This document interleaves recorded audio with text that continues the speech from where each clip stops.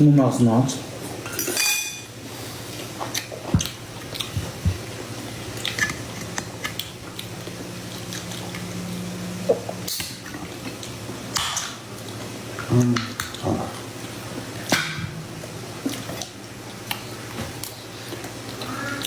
Be. Anladım. Bu güzel.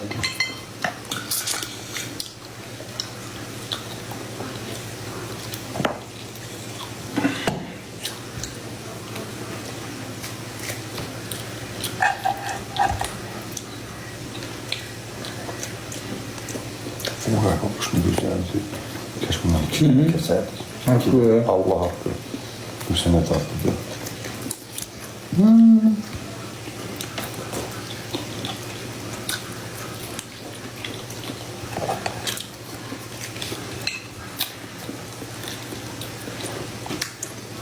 Yo, onu bugün deyərəm. Qoşaram xəttə Ceyhun üçümüz danışarıq.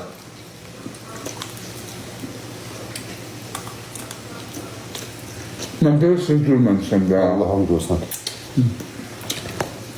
Bunu kızardım da kızardım ama. O pişirmekten çok şey aslında o hiç. Ama öyle yaptı doğru. Bırakması. Bunu tavada.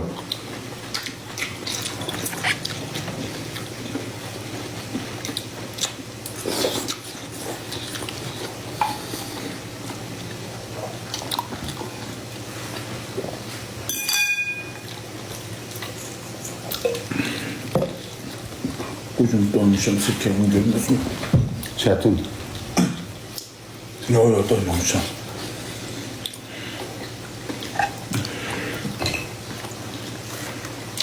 Şöyle süzüye kaşa gideceğiz. Hakikaten. Ben onu kim almayacağım ama. Saat neçə değil? 3'te gitmirik. Onun dünyası. Onda ye yatağı indi. He. Ben hala yatırma bəxtəvər olarak yatsam. Yoksa alavət çalacağım yatarsan. Çalınmayasın. Ne olur yatmalıyıq.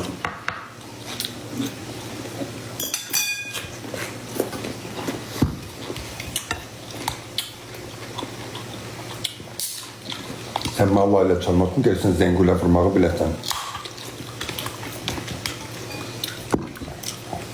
Zengul məmnət deyil. Güzel.